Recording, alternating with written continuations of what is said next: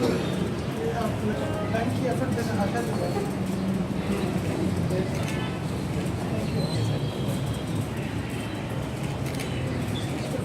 बहुत सारी बहुत बढ़िया आपका शुक्रिया। Thank you.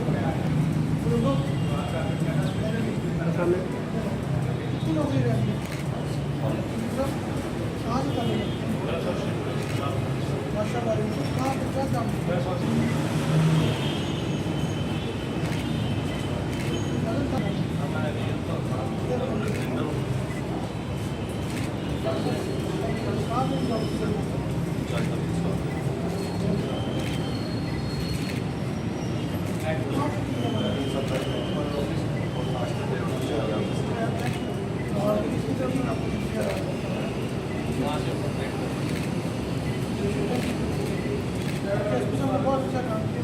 ये सब हमारे की डिस्ट्रीब्यूशन